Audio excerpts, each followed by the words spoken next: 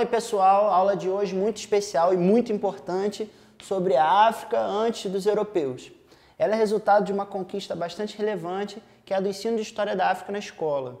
Isso é um movimento recente que reconheceu a importância do continente africano e dos afrodescendentes para a formação da nossa cultura. Então nosso principal objetivo hoje é começar a entender um pouco da história desse continente, que é bastante complexo, mas fica aí uma espécie de um convite para você começar a conhecer melhor como é que se funcionava e se organizava a África, não só pelo ponto de vista do europeu, que depois colonizou o continente. Tá certo? Dica importante, né? Muitas vezes o aluno confunde, fala da África como se fosse um país. Até existe, né? A República da África do Sul, que é um país, mas a África é todo um continente bastante plural e a gente vai começar a falar disso agora. O primeiro ponto que eu vou destacar aqui com vocês é a importância do comércio através do Saara. O continente africano, fazendo um link aí com a geografia, tem dois desertos bastante importantes. Um muito grande no norte, que é o deserto do Saara, e um mais ao sul, que é o deserto do Kalahari. Nesse deserto do Saara, a gente vai destacar, mas aqui hoje você vai entender logo por quê. Existia uma atividade comercial muito importante, que era feita em caravanas e até por alguns povos nômades, conhecidos como berberes. Esses povos, eles levavam mercadorias de regiões imediatamente abaixo do Saara, para ter contato com a Europa, né, por meio de rotas comerciais pelo mar Mediterrâneo, que é aquele mar que fica entre o continente europeu e a África, né, e levavam diversos gêneros, como ouro, marfim, tecidos e peles, para fazer esse comércio. Essa atividade ela tem bastante destaque, ela é bastante antiga, ela já acontecia, por exemplo, no período que a gente chama de Idade Média para os europeus.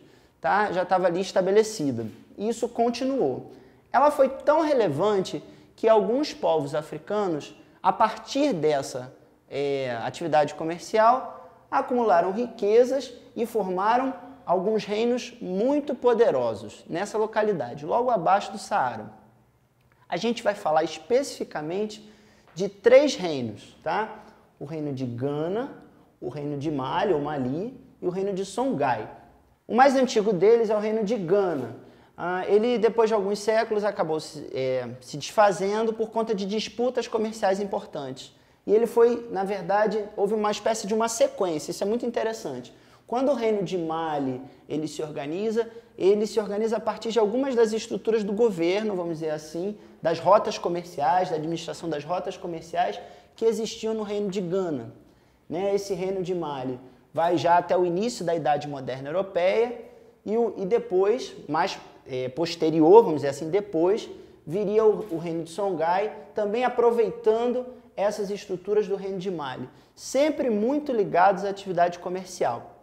Vamos aprofundar um pouco o que esses reinos têm de tão importantes que merecem o nosso comentário. São 4 características principais que eu gostaria de dividir aqui com vocês a respeito desses 3 reinos. A primeira delas é que esses reinos não tinham unidade territorial. Isso quer dizer uma grande diferença, na verdade, para a maneira que os europeus entendiam, que já tinham uma noção de território.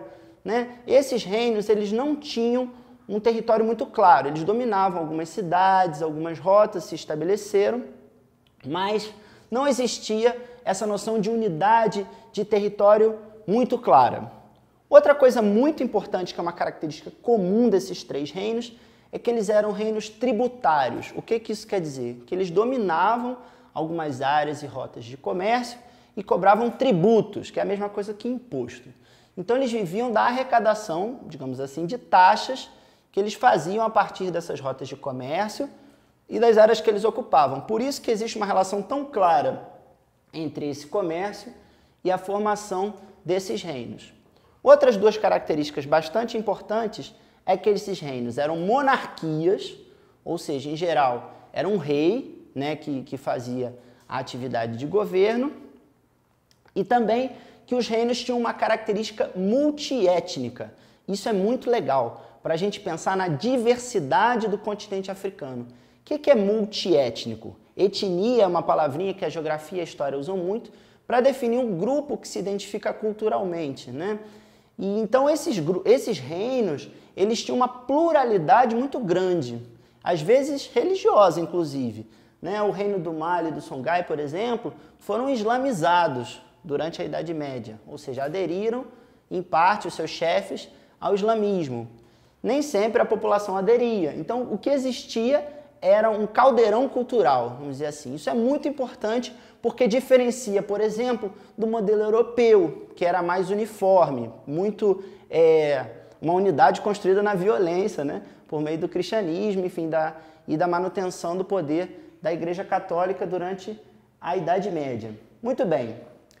Falamos desses 3 reinos, mas o continente africano é enorme.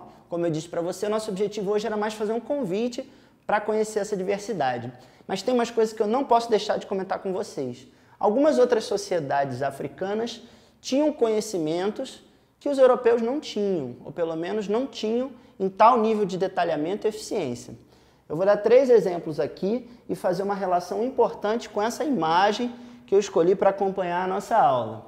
O primeiro deles é o conhecimento da metalurgia. A metalurgia é a técnica, digamos assim, de construir instrumentos de metal, né? Você pode ver aqui na imagem que existe a referência a alguns instrumentos de povos africanos que são construídos na base do metal. Os conhecimentos de metalurgia de muitos desses povos eram mais diferentes, eram em alguns sentidos até mais eficientes do que os que eram dominados na Europa. Tá certo? Isso é muito importante, porque a metalurgia ajuda nessa outra atividade aqui, na agricultura, no manejo da terra e também nessa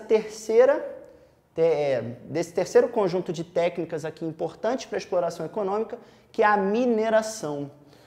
Muitos povos africanos conheciam técnicas de exploração de ouro, e de prata e diamantes que os europeus não conheciam.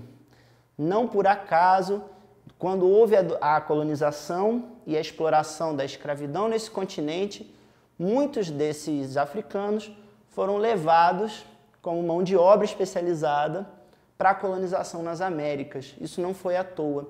Não era só porque precisava alguém para trabalhar, era também porque essas pessoas tinham um conhecimento que os europeus não dominavam.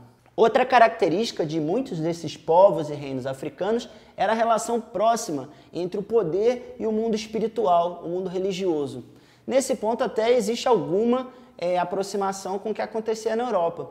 Os líderes, os chefes desses povos africanos, desses reinos, eram entendidos como pessoas privilegiadas no trato com o divino, né? Ou seja, existia toda uma religiosidade africana, na maioria dos casos politeísta, ligada a expressões da natureza, mas que estava intimamente ligada às expressões de poder. Então, olha só para a gente fazer um resumo aqui para dar um encaminhamento final. Você entendeu que existia próximo à região do Saara um importante comércio de mercadorias que tinham bastante valor lá para os europeus e para as rotas comerciais. Você entendeu que esse comércio contribuiu para a formação de 3 importantes reinos, o reino do Ghana, o de Mali e de Songhai. Você também compreendeu que existiam outras sociedades que dominavam técnicas que muitas vezes eram desconhecidas para o europeu. E veja, o europeu considerava-se superior, não é mesmo? E comentamos também que existia nessa sociedade uma proximidade entre o poder da terra, vamos dizer assim, e o mundo que se considerava dos espíritos. Eu vou encerrar com uma questão muito importante, que é com relação à escravização, à escravidão no continente africano. E aí vai um alerta importante. Muita gente diz assim, essa reclamação sobre a escravidão é exagerada porque já existia escravidão no continente africano. Vamos com muita calma, que essa afirmação é muito perigosa e ela pode levar a conclusões erradas ou aquilo que o historiador chama de anacronismo, que é quando a gente pega uma noção do nosso tempo e tenta jogar em uma outra sociedade. Vamos entender isso mais de perto. De fato, existia escravidão antes no continente africano, certo? Essa escravidão normalmente era por guerra ou por dívida. Isso queria dizer o seguinte, se povos de determinada região vencessem uma guerra contra outros, o outro que perdeu podia exercer sua força de trabalho como um motivo daquela derrota. Muito bem, isso existia. Só que a escravidão, conforme foi implantada pelos europeus, ela implicou em 2 coisas muito diferentes.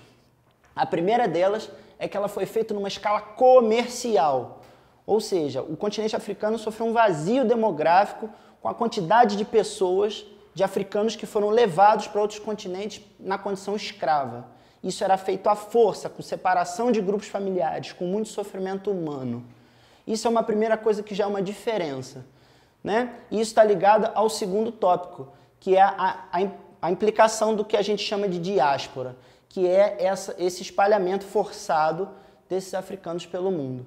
Isso é uma diferença muito grande. Fora que a diferença étnica entre o senhor e o escravo, ela existia nessa escravidão do europeu, o que não necessariamente existia na escravidão do continente africano. Bom, agora que você já está mais por dentro desses temas, eu espero que você esteja pronto para debater história com seus colegas e outras pessoas que têm interesse. Tá certo? Um abraço e até uma próxima.